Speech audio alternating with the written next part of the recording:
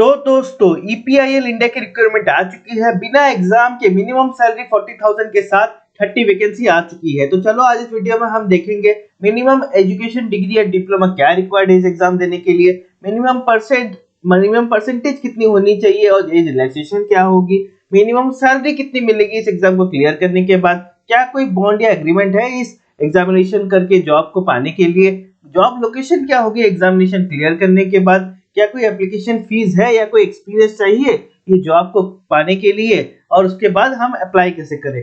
अगर आपको ये इस चैनल पे नए हैं और आपको ये इन्फॉर्मेशन इन्फॉर्मेटिव लग रहा है प्लीज कमेंट एंड सब्सक्राइब। तो सबसे पहले ये देखते हैं ईपीआईएल के ऑफिशियल नोटिफिकेशन जो आई हुई है, उसके बाद हम कुछ ईपीआईएल के बारे में जानते हैं। ईपीआईएल गवर्नमेंट ऑफ इंडिया एंटरप्राइज 1970 में इनकॉर्पोरेट हुई थी और ये डिपार्टमेंट ऑफ हेवी इंडस्ट्री के अंदर काम करती है। ईपीआईएल भारत की कुछ कंपनियों में से एक है जिनको इंफॉर्मेशन सिक्योरिटी मैनेजमेंट सिस्टम के अंडर सर्टिफिकेशन मिला हुआ है आईएसओ, और एक मिनी रत्न कंपनी है। इसका विजन ये है to be leading turnkey project execution company committed to the quality and timely completion of projects and continuously enhancing stakeholder value. आज की डेट पे इसके chairman MD mister DS Rane हैं और ये डिपार्टमेंट ऑफ हेवी इंडस्ट्री के under आती है और according to government of India ये एक एक्सीलेंट कंपनी है in terms of employ policy and profit. एक चीज मैं आपको बताना चाहूंगा, ईपीआईएल मतलब होता है इंजीनियरिंग प्रोजेक्ट लिमिटेड, ठीक है।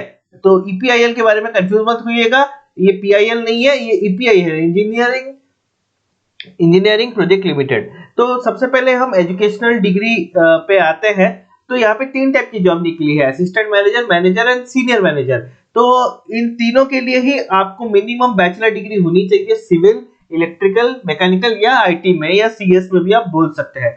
साथ ही साथ आपकी ये जो फुल टाइम बैचलर डिग्री होगी ये किसी government of India approved university या एआईसीटी अप्रूव्ड यूनिवर्सिटी से ही होनी चाहिए। साथ ही साथ अगर यहाँ पे सीनियर मैनेजर में फाइनेंस की भी पोस्ट निकली है जिसके लिए आपको सीए, आईसीडब्ल्यूए या एमबीए फाइनेंस की 2 साल की आपकी डिग्री होनी ही चाहिए। अभी हम minimum percentage and age relaxation पे आते हैं। तो यहाँ पे मिनिमम परसेंटेज जो है वो 55% है। आप डिग्री कर लीजिए या एमबीए कर लीजिए, आपका मिनिमम स्कोरिंग 55% होना ही चाहिए। साथ ही साथ यहाँ पे मैक्सिमम एज जो बोली गई है 42 इयर्स। अगर हम एज रिलैक्सेशन पे आते हैं, यहाँ जी हाँ, यहाँ पे ST, SC, OBC and physical handicap को एज रिलैक्सेशन दी गई है। एसटी एससी के लिए 5 साल है, ओबीसी के लिए 3 साल है एंड फिजिकल हैंडीकैप के लिए 10 साल है। अभी हम मिनिमम सैलरी पे आते हैं। तो यहाँ पे मिनिमम सैलरी 40,000 है। जैसे मैंने स्टार्टिंग में ही बताया था, यहाँ पे आपको 3 टाइप की जॉब है, assistant manager, manager and senior manager. तो असिस्टेंट मैनेजर के लिए 40,000 है, मैनेजर के लिए 50,000 है एंड सीनियर मैनेजर के लिए 70,000 है। साथ ही साथ एडिशनल बेनिफिट के साथ हाउस रेंट अगर मिला दिया जाए तो सालाना आपका 70,000 प्लस हाउस रेंट मिला के यहाँ पे ग्रॉस मंथली सैलरी हो जाती है। तो मिनिमम 40 है और मैक्सिमम आपकी 70 प्लस हाउस रेंट है।